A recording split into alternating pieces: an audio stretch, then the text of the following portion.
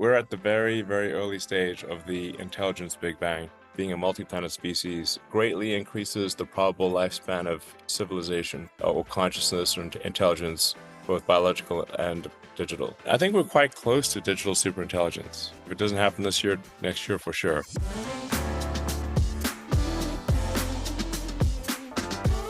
Please give it up for Elon Musk.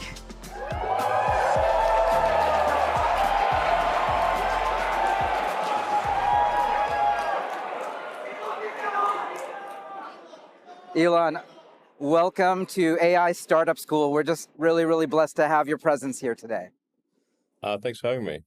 So, from SpaceX, Tesla, Neuralink, XAI, and more, was there ever a moment in your life before all this where you felt, I have to build something great? And what flipped that switch for you? Well, I didn't originally think I would build something great. I wanted to try to build something useful, but I didn't think I would build anything particularly great. If you said probabilistically, it seemed unlikely, but I wanted to at least try.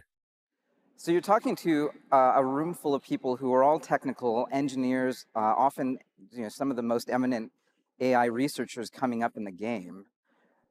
Okay. I,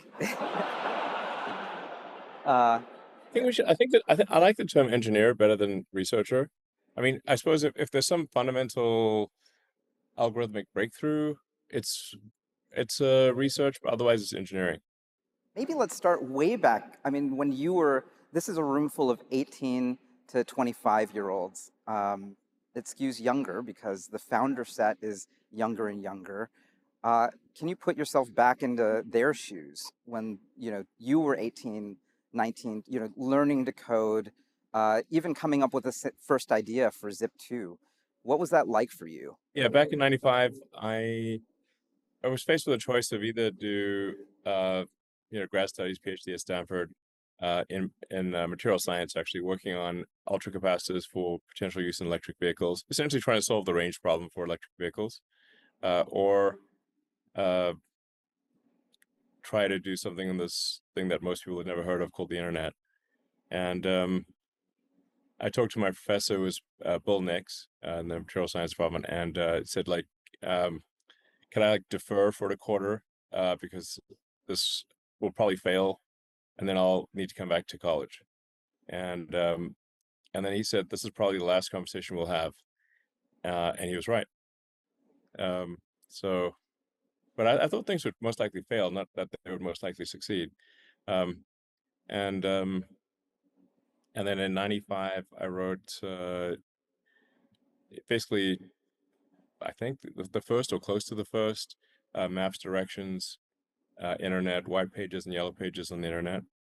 I just wrote that personally, and I didn't even use a web server. I just read the port directly because I couldn't afford, and I couldn't afford a T1. The original office was on Sherman Avenue in Palo Alto. There was like an ISP on the floor below, so I drilled a hole through the floor and just ran a LAN cable directly to the ISP.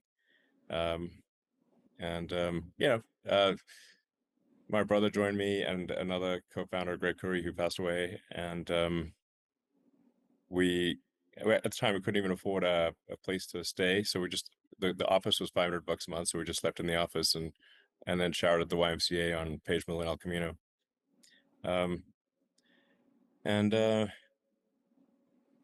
Yeah, and I guess we ended up doing a little bit of a useful company, Zip2 in the beginning, and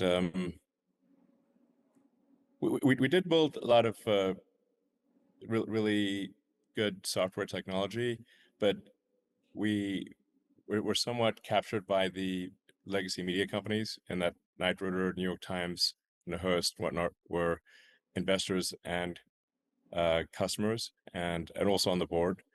So they kept wanting to use our software in ways that made no sense. So I wanted to go direct to consumers. Anyway, it's a long story, dwelling too much on Zip2, but I really just wanted to do something useful on the internet. Because I had like two choices, like do a PhD and watch people build the internet, or help build the internet in some small way. And I was like, well, I guess I can always try and fail and then go back to grad studies. Um, and anyway, that ended up being like reasonably successful. It sold for like $300 million, which was a lot at the time. These days, that's like, I think minimum impulse bid for an AI startup is like $1 billion. Um, it's like there's so many friggin' unicorns. It's like a herd of unicorns at this point. You know, if unicorn's $1 billion situation. Um, There's been inflation since, so quite a yeah, bit there has more been money inflation. actually. Yeah, I mean, like 9.95, you could probably buy a burger for a nickel. Well, not quite, but I mean, yeah, there has been a lot of inflation. Um, but I mean, the hype level on AI is pretty intense, as you've seen. You know, you see companies that are, I don't know, less than a year old getting sometimes billion-dollar or multi-billion-dollar valuations, um, which I guess could pan out and probably will pan out in some cases.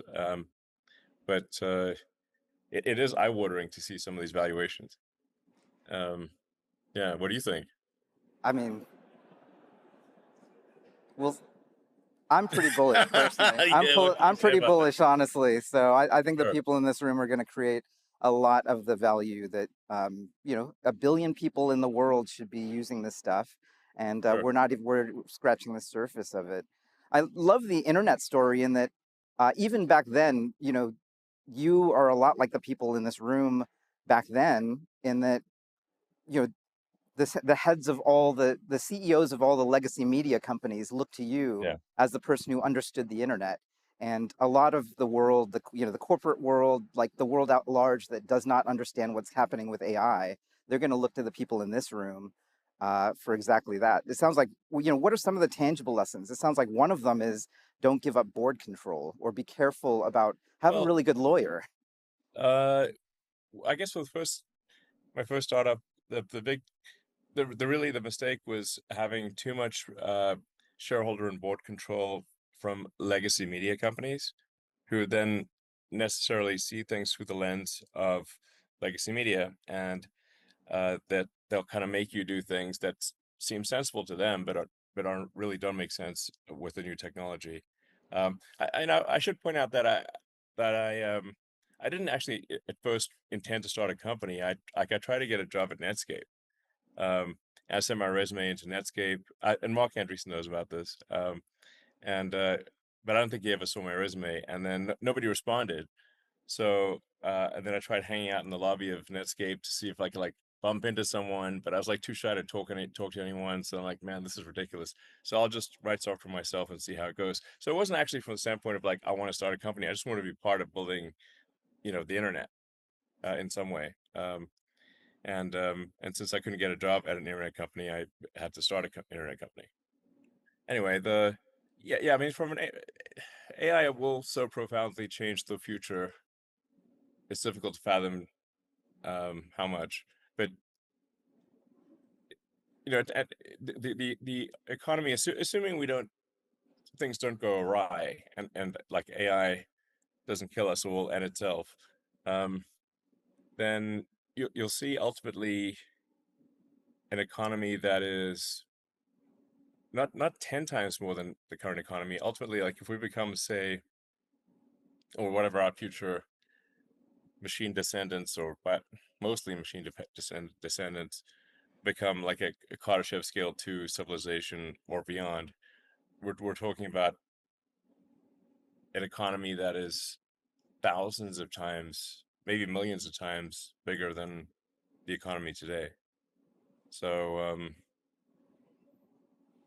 yeah, I mean, I did sort of feel a bit like, you know, when I was in DC taking a lot of flack for like getting rid of waste and fraud, which was an interesting side quest, as side quests go.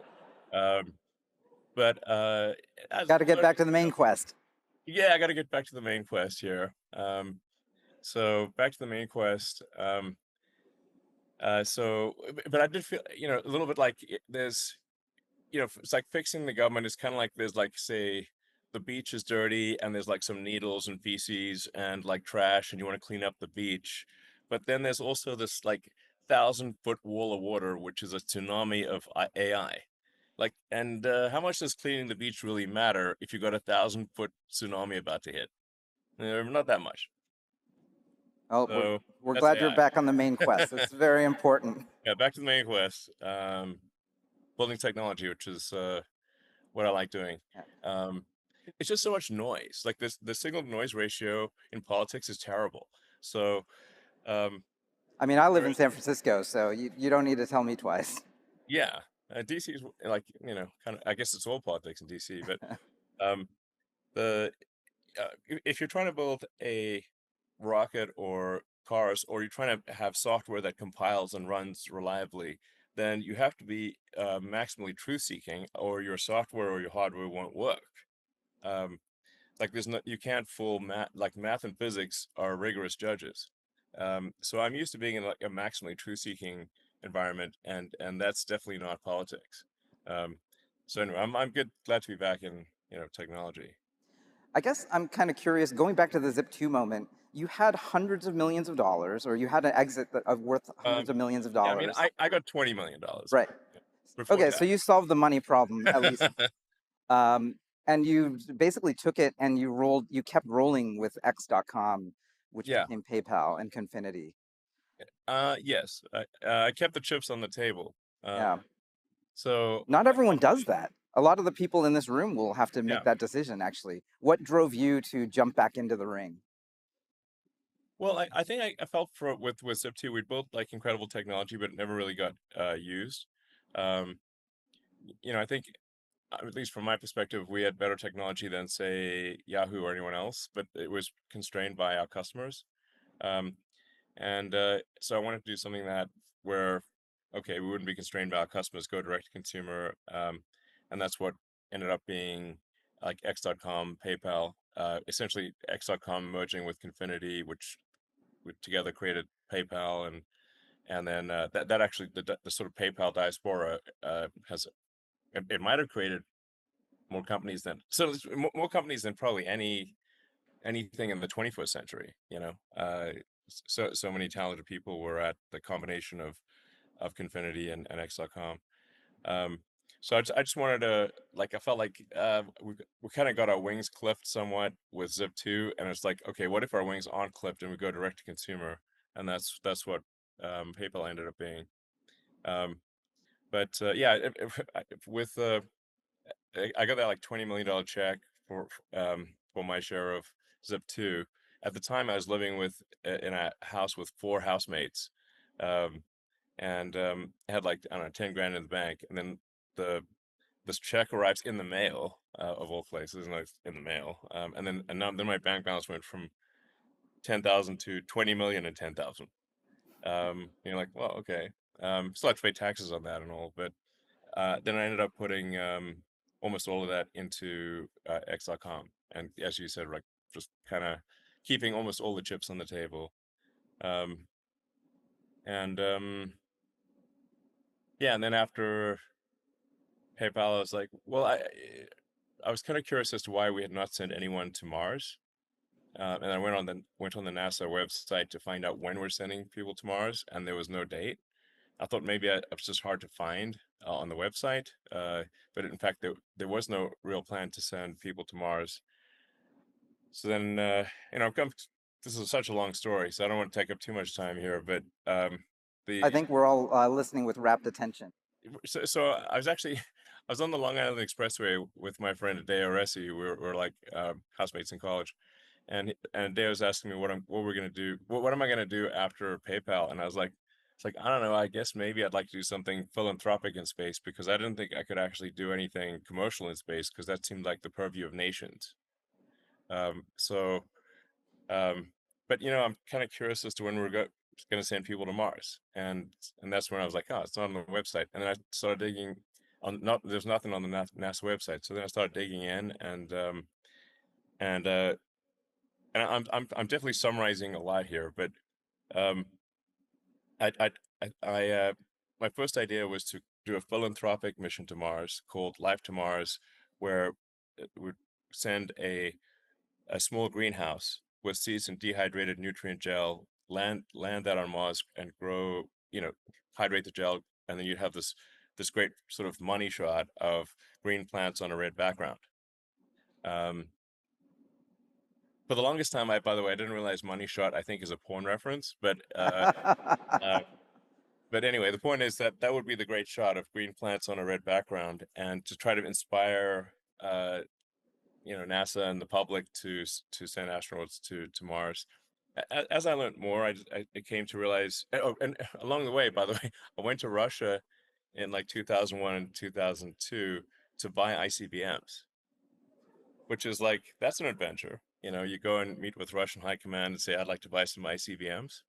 Um, This was to get to space yeah, as a yeah, yeah. rocket. Not to nuke anyone, uh, but they had to, as a result of arms reduction talks, they had to actually destroy a bunch of their big nuclear missiles. So I was like, well, how about if we take two of those, minus the nuke, add an additional upper stage for Mars. But it was kind of trippy, being in Moscow in 2001, negotiating with like the Russian military to buy ICBMs. Like, that's crazy. um, and but they kept also like raising the price on me, so like literally it's kind of like the opposite of what a negotiation should do. So I was like, man, these things are getting really expensive. And then I came to realize that actually the problem was not that there was insufficient will to go to Mars, but there was no way to do so without breaking the budget, even breaking the NASA budget.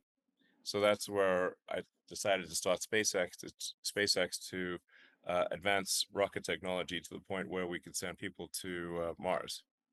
Um, and that was in 2002. So that wasn't, you didn't start out wanting to start a business. You wanted to start just something that was interesting to you that you thought humanity needed. And then as you sort of, like a Yeah, cat pulling on, a string, it just sort of the ball sort of unravels, and it turns out this is yeah. could be a very profitable business. I mean, it is now, but um, there there've been no prior example of really a rocket startup succeeding. There've been various attempts to do commercial rocket companies, and they all failed. So again, with SpaceX, starting SpaceX was really from the standpoint of like, I think there's like a less than 10% chance of being successful, maybe 1%. I don't know.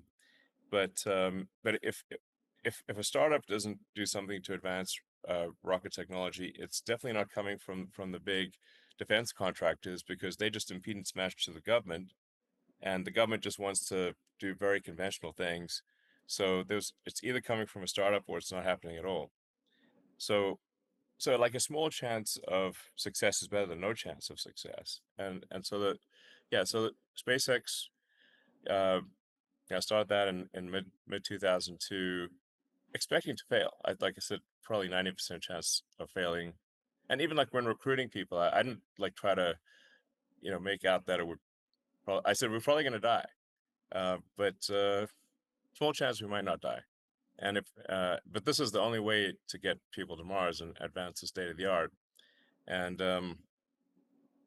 then I ended up being chief engineer of the rocket, not because I wanted to, but because I couldn't hire anyone who was good. So like none of the good sort of chief engineers would join, because it's like, this is too risky, you're going to die. And so then I ended up being chief engineer of the rocket. And the first three flights did fail, so it's a bit of a learning exercise there. And fourth one fortunately worked. But if the fourth one hadn't worked, I had no money left, and it would have been curtains. So it was a pretty close thing. If the fourth launch of Falcon not work, it would have been just curtains, and we would have just joined the graveyard of prior rocket startups. So like my estimate of success was not far off. We made it by the skin of our teeth. Um, and Tesla was happening sort of simultaneously. Like 2008 was a rough year, because at mid 2008, or called summer 2008, um, the third the third launch of SpaceX had failed, a third failure in a row. The Tesla financing round had failed, and so Tesla was going bankrupt fast. Um, it was just it's like, man, this is grim. This is going to be a tale of warning of an exercise in hubris. Probably Um, throughout that period, a lot of people were saying, Elon is a software guy. Why oh is he yeah, no, working like on hardware? Why would, you yeah, why so would he choose to work you on this, right? 100%. So you can look at the like the because there's still the press of that time is still online. You can just search it, and they kept calling me internet guy. Um, so like internet guy, aka fool, is attempting to build a rocket company. Um, so you know, that we got ridiculed quite a lot. Um, and it does sound pretty absurd. Like internet guy starts rocket company doesn't sound like a recipe for success, frankly. So I didn't hold it against them. I was like, yeah, admittedly, it does sound improbable, and I agree that it's improbable. Um, but fortunately, the fourth launch worked, and NASA awarded us a contract to resupply the space station. Uh, and I think that was like maybe I don't know December 22nd, or it was like right before Christmas. Because even the fourth launch working wasn't enough to succeed. NASA also needed a big contract to keep us alive. Um, so I got that call from like the NASA team, and I literally they said we're awarding you one of the contracts to resupply the space station. And I like literally blurted out, "I love you guys," which is not normally what they hear, because it's usually pretty you know sober. But I was like, man, this is a company saver. And then we closed the Tesla financing round on the last hour of the last day that it was possible, which was 6 p.m. December 24th, 2008. We would have bounced payroll 2 days after Christmas if that round hadn't closed. So that was a Okay. nerve-wracking end of 2008, that's for sure. I guess Um, from your PayPal and Zip2 experience, jumping into these hardcore hardware startups, it feels like one of the through lines was being able to find and eventually attract the smartest possible people in those particular fields.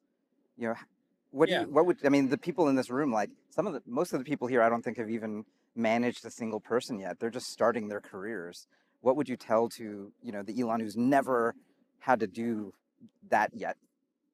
I generally think to try to be as useful as possible. It may sound trite, but it's so hard to be useful, especially to be useful to a lot of people. Uh, where you say the area under the curve of total utility is like how useful have you been to your fellow human beings times how many people. Um, it's almost like the physics definition of true work. It's incredibly difficult to do that. And I think if you aspire to do true work, your probability of success is much higher. Um, like don't aspire to glory, aspire to work. How can you tell that it's true work? Like, is it external? Is it like what happens with other people, or what the product does for people? Like what is that for you? When you're looking for people to Yeah, come work for you, like like what's the salient thing that you look for? Or if there are, well a that's a few. different question, I guess. I mean, if, in terms of, of your end product, you just have to say like, well, if this thing is successful, how useful will it be to how many people? And that's what I mean. And then you do whatever whether you're CEO or any role in a startup, you do whatever it takes to succeed. Like and just always be smashing your ego. Like internalize responsibility. Um, like a major failure mode is when ego to ability ratio um, is double greater than sine one. You know, like if your ego to ability ratio it gets too high, then you're going to basically break the feedback loop to reality. And in AI terms, your RL you'll break your RL loop. So you don't want to break you want to have a strong RL loop, which means internalizing responsibility and minimizing ego, and you do whatever the task is, no matter whether it's grand or humble. So I mean, that's kind of like why I prefer the term like engineering as opposed to research. I prefer the term, I actually don't want it to call XAI a lab. I just want it to be a company. Um, it's like whatever the simplest, um, most straightforward, uh, ideally lowest ego terms are. Those are generally a good way to go. Yeah. Um, You want to just close the loop on reality hard. Um, that's a super big deal. I think everyone in this room is really looks up to everything you've done around being sort of a paragon of first principles, and thinking about the Yes. stuff you've done. Um, how do you actually determine your reality? Because that seems like a pretty big part of it. Like other people, people who have never made anything, non-engineers, sometimes journalists at time who've never done anything, like they will criticize you. But then clearly you have another set of people who are builders, who have very high, sort of area under the curve, who are in your circle. Like, how should people approach that? Like, what has worked for you, and what would you pass on, like, to X, to your children? Like, what do you tell them when you're like, you need to make your way in this world? Here, here's how to construct a reality that is predictive from first principles. Well, the tools of physics are incredibly helpful to understand and make progress in any field. Um, and first principles means just obviously just means break things down to the fundamental axiomatic elements that are most likely to be true, and then reason up from there as cogently as possible, as opposed to reasoning by analysis or metaphor. Um, and then it just simple things like thinking in the limit. Like if you extrapolate, you know, minimize this thing or maximize that thing, thinking in the limit is very helpful. I'd use all the tools of physics. Um, they apply to any field. Um, this is like a superpower, actually. Um, so you can take for example like rockets. You could say, well, how much should a rocket cost? Um, the typical approach to how to that people would take to how much rocket should cost is they would look historically at what the cost of rockets are and assume that any new rocket must be somewhat similar to the prior cost of rockets. A first principles approach would be you look at the materials that the rocket is comprised of. So if that's aluminum, copper, carbon fiber, steel, whatever the case may be, and say what how much does that rocket weigh, and what are the constituent elements, and how much do they weigh? What is the material price per kilogram of those constituent elements? And that sets the actual floor on what a rocket can cost. It can asymptotically approach the cost of the raw materials. And then you realize, oh, actually, the raw materials of a rocket are only maybe 1 or 2% of the historical cost of a rocket. So the manufacturing must necessarily be very inefficient um, if the raw material cost is only 1 or 2%.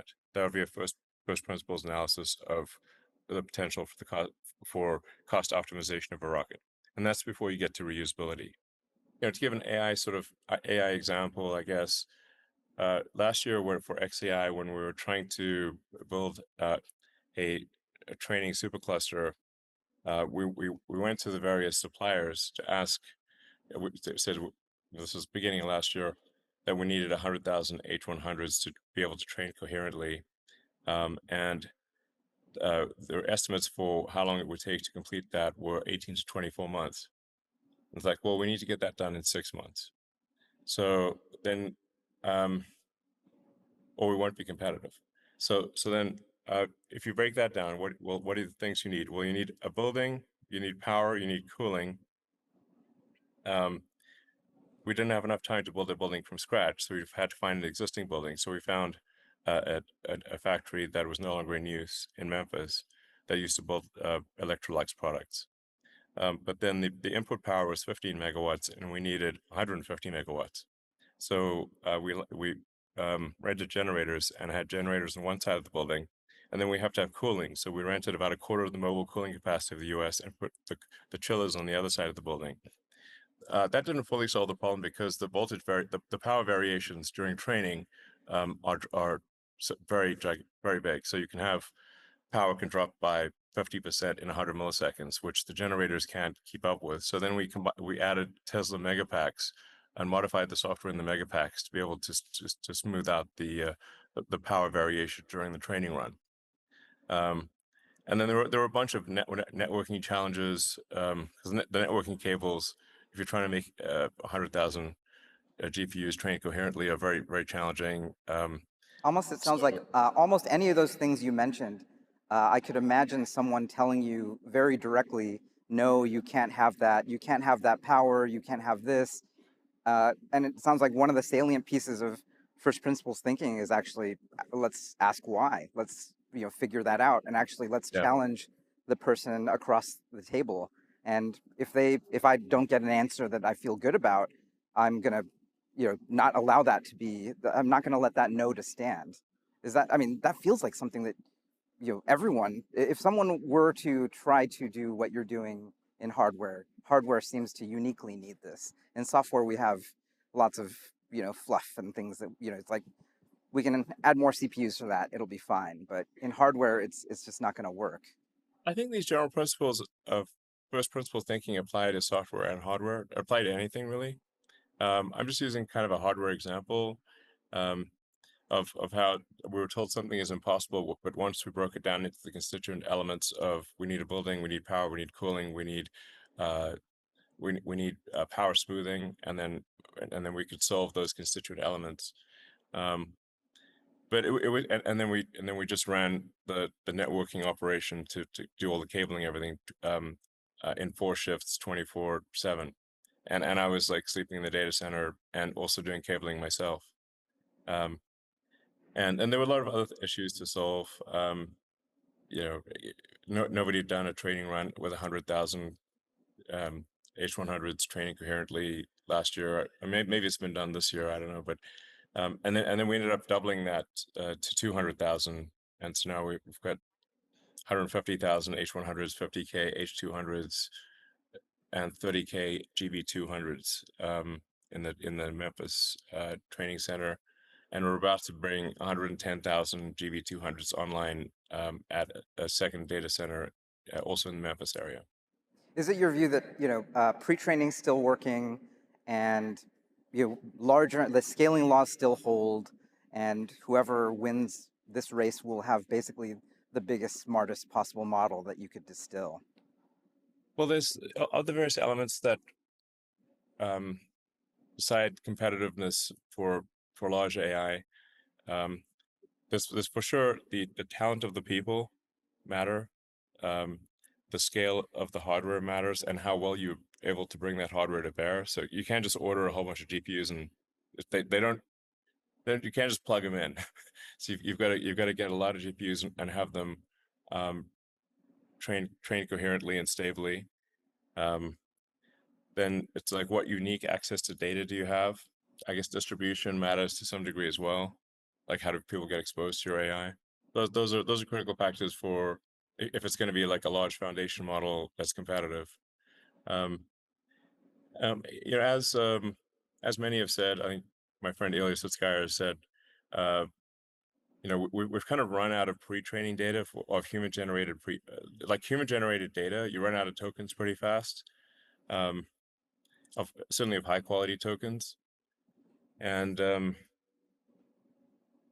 you have to do a lot of you need to essentially create synthetic data, um, and be able to accurately judge the synthetic data that you're creating to verify, like, is this real synthetic data, or is it an hallucination that doesn't actually match reality? Um, so achieving grounding in reality is tricky, but we are at the stage where there's more effort put into synthetic data. Um, and like right now we're training Grok 3.5, which is a heavy focus on reasoning. Going back to your physics point, what I heard for reasoning is Yeah. that hard science, particularly physics textbooks, are very useful for reasoning, whereas I think researchers have told me that social science is totally useless for Ah, reasoning. yes, that's probably true. Um, so yeah, there's something that's going to be very important in the future is um, combining deep AI in the data center or supercluster with robotics. So that things like the Optimus humanoid robot, and Incredible. yeah, Optimus is awesome. There's going to be so many humanoid robots and robots of all sizes and shapes. But my prediction is that there will be more humanoid robots by far than all other robots combined, by maybe an order of magnitude, like a big difference. Um, And Is it it true turns that out you're planning a robot army of a sort? whether we do it or whether Tesla does it, Tesla works closely with XAI.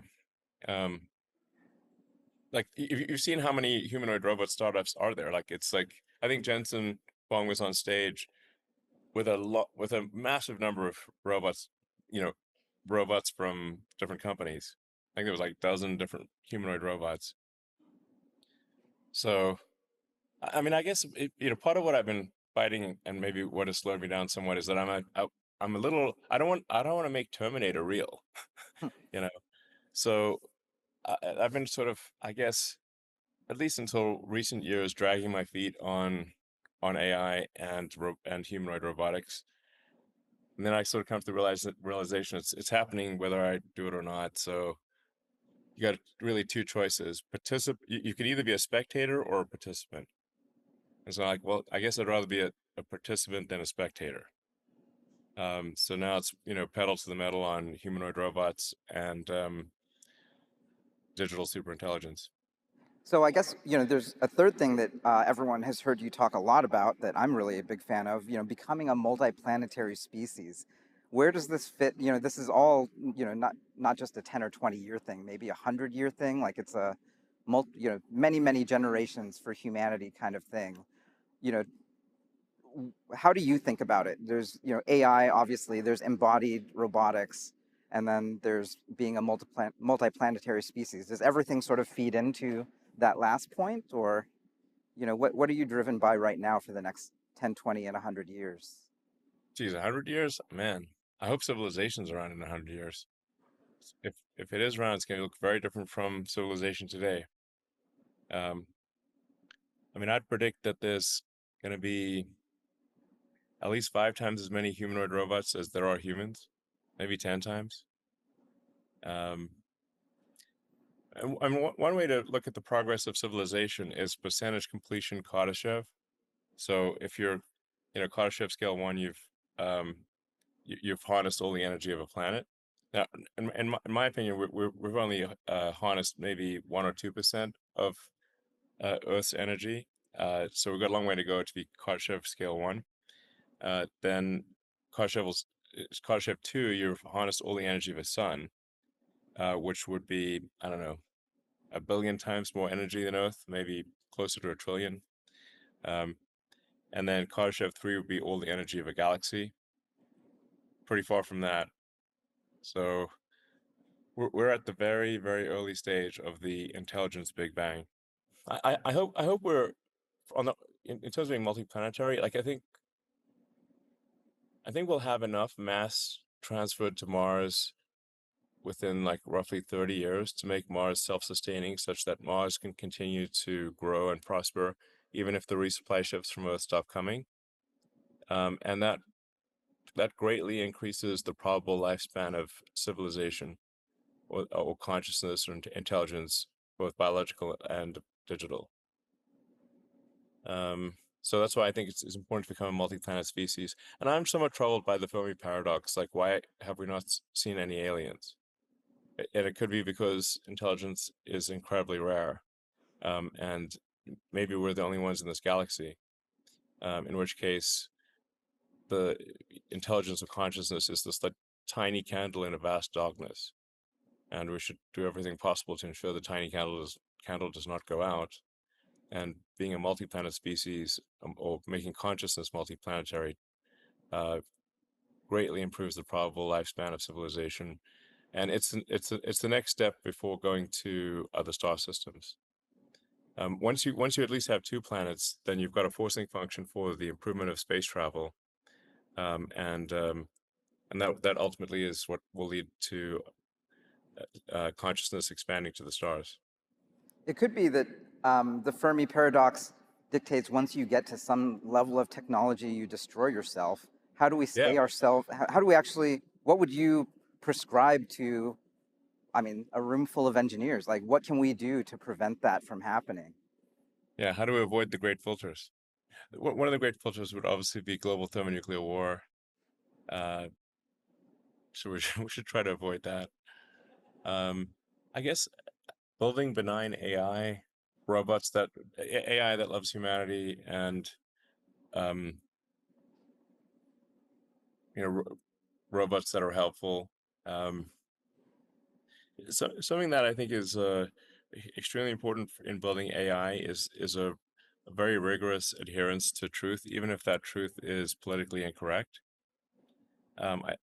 My intuition for what could make AI very dangerous is if you force AI to believe things that are not true.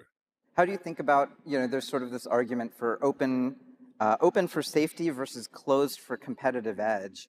I mean, I think the great thing is you have a competitive model. Many other people also have competitive models, and in that sense, we're sort of off of maybe the worst timeline that I'd be worried about is, there's fast takeoff and it's only in one person's hands. That might, sort of collapse a lot of things. Whereas now we have choice, which is great.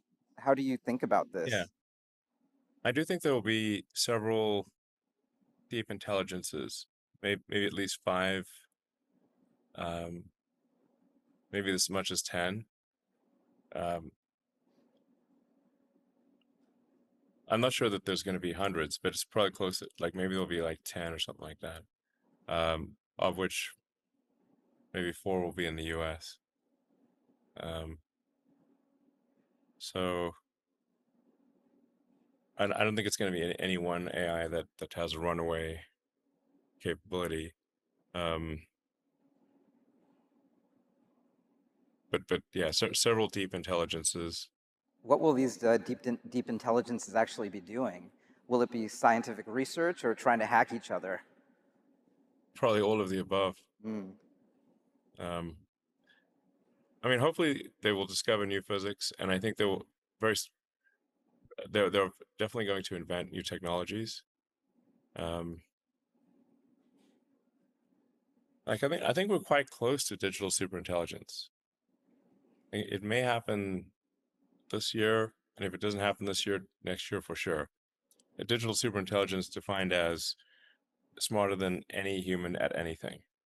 Well, so how do we direct that to sort of superabundance? We could have robotic labor, we have cheap energy, intelligence on demand. Is that sort of the white pill? Like, where do you sit on the spectrum? And are there tangible things that you would encourage everyone here to be working on to make that white pill actually reality? I think it most likely will be a good outcome. I guess I'd sort of agree with Jeff Hinton that maybe it's a 10 to 20% chance of annihilation. But look on the bright side, that's 80 to 90% probability of a great outcome. Um, so yeah, I can't emphasize this enough. A rigorous adherence to truth is the most important thing for AI safety. Um, and obviously empathy for humanity and life as we know it. We haven't talked about Neuralink at all yet, but I'm curious, you're working on closing the input and output gap between humans and Yeah. machines. How critical is that to AGI, ASI, and once that link is made, can we not only read but also write? The Neuralink is not necessary to solve digital superintelligence. That'll happen before Neuralink is at scale. But what Neuralink can effectively do is solve the input-output bandwidth constraints. Especially our output bandwidth is very low. The sustained output of a human over the course of a day is less than 1 bit per second. So there's 86,400 seconds in a day, and it is extremely rare for a human to output more than that number of symbols per day. So um, certainly for several days in a row. So you really with a Neuralink interface, you can massively increase your output bandwidth and your input bandwidth. Input being write to you have to do write operations to the brain. Um, we we have now 5 humans who have received uh, the kind of the read input, Incredible. where it's reading signals, and you've got people with ALS who um, really have they're tetraplegics, but they can now communicate at similar bandwidth to a human with a fully functioning body, and control their computer and phone, which is pretty cool. And then I think in the next 6 to 12 months, we'll be doing our first implants for vision, where even if somebody's completely blind, um, we can write directly to the visual cortex, and we've had that working in monkeys. Actually, I think one of our monkeys now has had the visual implant for 3 years, and at first it'll be relatively fairly low resolution, but long term you would have very high resolution and be able to see in multispectral wavelengths. So you could see an infrared, ultraviolet, radar. It's like a superpower situation. But like at some point, the cybernetic implants would not simply be correcting things that went wrong, but augmenting human capabilities dramatically, augmenting intelligence and senses and bandwidth dramatically, and that's going to happen at some point. But digital superintelligence will happen well before that. You know, At least if we have a Neuralink, we'll be able to appreciate the AI better. I guess one of the limiting reagents to all of your efforts across all of these different domains is access to the smartest possible people. Yes. But sort of simultaneous to that, we have the rocks can talk and reason, and they're maybe 130 IQ now, and they're probably going to be super intelligent soon. Yeah. How do you reconcile those two things? Like, what's going to happen in 5-10 years, and what should the people in this room do to make sure that they're the ones who are creating instead of maybe below the API line? Well, they call it the singularity for a reason, because we don't know what's going to happen. In the not that far future, the percentage of intelligence that is human will be quite small. At some point, the collective sum of human intelligence will be less than 1% of all intelligence. And if things get to Kardashev level 2, we're talking about human intelligence, even assuming a significant increase in human population and intelligence augmentation, like massive intelligence augmentation, where like everyone has an IQ of 1,000 type of thing. Even in that circumstance, collective human intelligence will be probably 1/100000th that of digital intelligence. Anyway, we're the biological bootloader for digital superintelligence. I guess just to end off. Was I? It was like, was I a good bootloader? Where do we go? How do we go from here? I mean, all of this is pretty wild sci-fi stuff that also could be built by the people in this room. If you do you have a closing thought for the smartest technical people of this generation right now? What should they be doing? What should they be working on? What should they be thinking about, tonight as they go to dinner? Well, as I started off with, I think if you're doing something useful, that's great. If you just try to be as useful as possible to your fellow human beings, and that then you're doing something good. I keep harping on this, like, focus on super truthful AI.